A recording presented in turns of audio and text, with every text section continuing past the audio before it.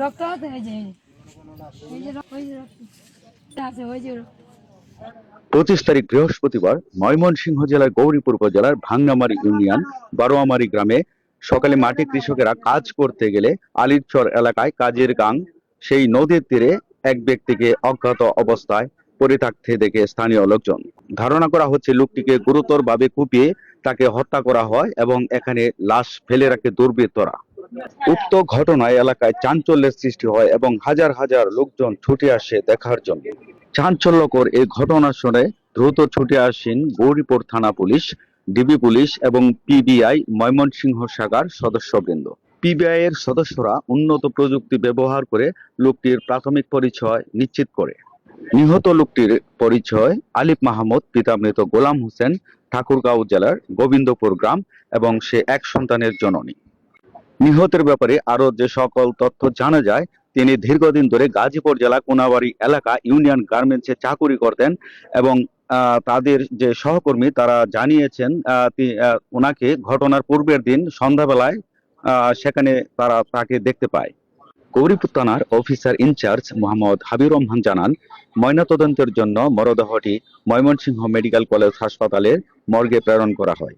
ঘটনা প্রসঙ্গে ময়মনসিংহ এফবিআই কর্মকর্তারা জানান, পিবিআই ময়মনসিংহ জেলার টিম আমরা সকালবেলা সংবাদ পাই যে একটা অজ্ঞাতনামা ব্যক্তির লাশ গৌরীপুর থানাধীন বাংনামারি এই চরে পড়ে আছে।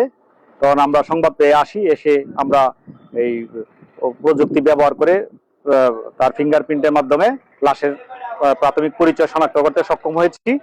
তার পরিচয় থেকে জানা যায় ডিসিস্টের নাম আলিফ মাহমুদ, বয়স আনুমানিক 23, তার বাড়ি ঠাকুরগাঁও জেলায় ঠাকুরগাঁও সদর থানায়। আমরা তার পরিচয় শনাক্ত করে তার পরিবারকে সংবাদ পাঠিয়েছি এবং এই হত্যাকাণ্ডের সাথে যারা জড়িত আছে তাদেরকে শনাক্ত সহ গ্রেপ্তারের জন্য আমাদের পিবিআই ছায়া তদন্ত এবং তদন্ত অব্যাহত। আরেকটা বিষয় জানতে পারলাম যে এই যে নিহত যেখানে কর্মস্থল, সেই সে গাজীপুরে কোনাবাড়ির ইউনিয়ন গার্মেন্টসে ইলেকট্রিশিয়ান হিসেবে কর্মস্থলে কর্মরত ছিলেন। কালকে সন্ধ্যা 7টায় সে অফিস শেষ করে বেরোইছে, তারপরে আর কেউ তার ফোনে শনাক্ত করতে পারে নাই। এটা আমরা তার এই মোবাইল থেকে তার গার্মেন্টসের সাথে যোগাযোগ করে এটা জানতে পেরেছি। যে লোকটি হত্যাকাণ্ডে কি একাধিক ব্যক্তি জড়িত থাকতে পারে? মানে একার পক্ষে না, এখানে তো তার আঘাতের চিহ্ন দেখে বোঝা যাচ্ছে যে একাধিক ব্যক্তি জড়িত থাকতে পারে। ঠিক আছে, ধন্যবাদ। সৈন্য দেখ পারা গেছেন, কিরকম দেখছেন লাশটা, কি অবস্থা? অবস্থাটা খারাপই। কিরকম?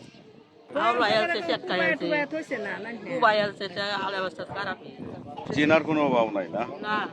যেভাবে মারছে মুখ আহত তো করছে, আপনার ইটটা বাইরেছে বা কি চেটকায় আছে চিনার কিন্তু বাউ দেখতেছে। ভাই লোকটিরও তো আপনার বাজা টাজা যেভাবে কুবাইছে বা মাথা টাজা যেভাবে আঘাত করছে, মানে চিনন একটু অভাব না। আর এইভাবে লোক মারা আমরা আর জীবনে দেখছি না এই পরিস্থিতি।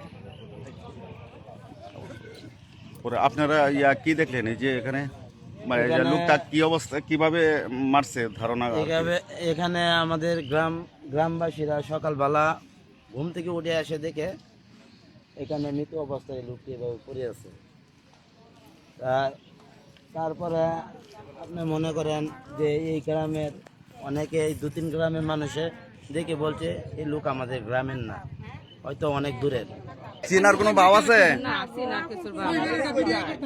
মানে এরকম ভাবে মারতে আর দেখছেন না? মানে কিরকম পরিস্থিতি আর কি দেখলেন লাশটার?